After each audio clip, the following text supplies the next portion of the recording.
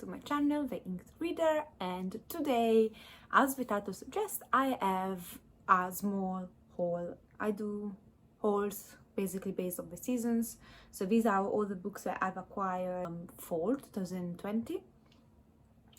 The budget for the books is low at the moment, and also the time for me to read is a bit diminished than other years, so I didn't acquire much at all, to be fair, so we're gonna be here a short while. But before I start with the actual books, I wanted to just show you very briefly this coloring book that I got. This is Junko Mizuno's coloring book. If there are children, then they shouldn't be here. But she is a manga artist. I talked about one of her mangas, which is just here. So basically, I've read that for my challenge of reading the most disturbing mangas ever written. I'll link it up here and down below. And then I found out perusing through Amazon that she had put up a coloring book, and can we just it is for mature audience, so it is for adult only, and there are so many different, I don't want to spoil them too much, but there are so many different drawings and I cannot wait. This is one of the best things I've acquired in a long time. So then I have purchased the second book in a series. I wanted to buy the first one as well because I had listened to that on audiobook. However, I decided to just purchase the second one for the moment because I had not read that yet, which is Blood and Honey by Shelby Morin. I have already read this, so I'm gonna wrap this up in my final wrap up of the year. But this is a sequel to Serpent and Dove, which is a YA fantasy where you got this witch that she's on the run and witches are outlawed and hunted down. And to save herself, basically she has to marry a witch hunter without letting him know that she's a witch, of course. I really enjoyed the first book and I wanted to continue on, but I wrapped this up at a later date, not now. But yeah, this is just the sequel. I think it's just a trilogy. Then I have another book that I already read, which is Talking to Strangers by Malcolm Gladwell. This is a book on the Penguin psychology series, which I've just discovered and I'm really enjoying because yes, they are based on psychology and sociology, but they're really easy to digest for everybody. And in this one in particular, Gladwell was amazing. Personally, I really like his style, even the writing, just the writing style I really like, but I also enjoy a lot of the way he presents his arguments and all of that. But in this one, he basically discusses how we read strangers and how wrong we can be, and the theories and knowledge that we have so far on why we are so bad at reading strangers. And he discusses real life cases from miscarriage of justice or why they happened, to spies that got away with being spies for so long because of this fact that we are so bad at reading strangers and all that. And it's so interesting. It goes through so many examples and explains really well the theory behind. So I'm gonna wrap this up at a later date, but I guess you can have like a hint of how much I appreciated this. But yeah, non-fiction. Going back to fiction, I've got The Turn of a Key by Ruth Ware. Now, this is my second Ruth Ware, if I'm not mistaken. I actually decided to purchase these and read it immediately when it came because I wanted to go on and watch the Hunting of Bly Manor on Netflix. The Hunting of Bly Manor is based on The Turn of a Screw, which is the same book that Ruth Ware based this on. So I decided to buy this, read this. I've already read that. It's gonna again feature in my wrap up very soon. But yeah, this is the story of this woman. She accepts this au pair position in the countryside in Scotland. I believe it's Scotland, it might be England. Anyway, she goes and lives with her family. As soon as she gets in this really technological house, the parents leave her with the children and there is a lot going on in the house. That's the gist of it, I guess. Then a book that actually my lecturer in Crime and Law suggested is Guilty Until Proven Innocent by John Robbins, who is a journalist that put together this book with cases. Each chapter is a case, more or less, of miscarriage of justice and what happened in the court and why the law basically got it wrong. And I've again already read this, gonna wrap this up later. And yeah, this is a non-fiction. Another non-fiction that actually got recommended from my work is The Body Keeps the Score by Bessel van der Kolk. This is another psychology book by Penguin, so it's in the same series as Talking with Strangers, just discussed a minute ago. And this is the author, he is, if I'm not mistaken, is a neuroscientist slash psychiatrist, and he wrote this book about what happens to our body as a result of trauma. And I've just started to read this recently, so I'm not done. I've just, again, probably 100 pages in, really enjoying so far. It's very scientific, but in a really, again, digestible way, so you can really understand what he's talking about, although sometimes you have to look up the parts of the brain, for example, that he's talking about. But there are pictures inside, so, you know, he's also giving you the means to basically understand what part of the body or the brain usually is talking about. So yeah, again, going through with this.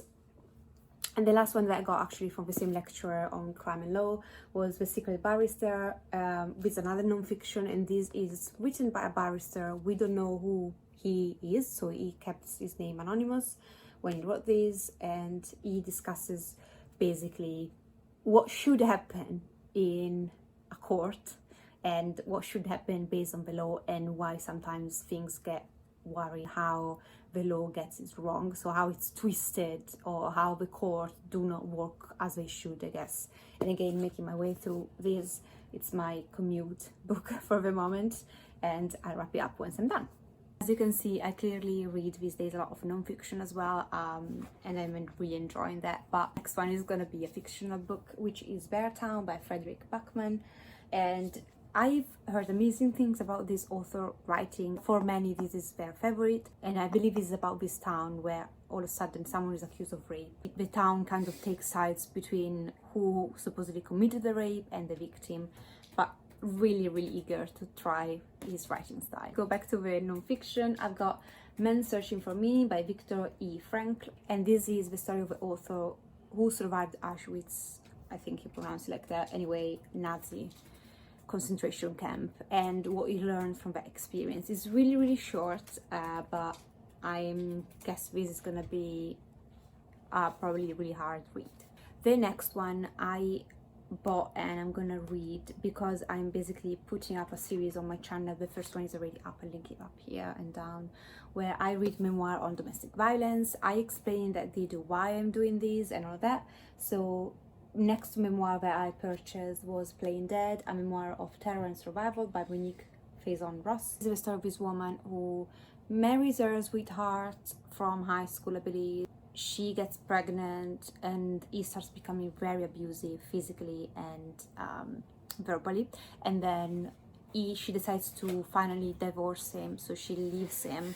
And what happens is that after she decides to leave him, he becomes very, very violent, and he starts stalking her, and one day he kidnaps her in front of her children, and he basically tried to kill her and leave her for dead. And I can only imagine how hard this is gonna be to read, but I think it's also important that we hear stories like this because they do happen. So again, check out my video if you want to know more of why I'm doing this, and I'll definitely wrap this up very soon in the next year. Then, because I enjoyed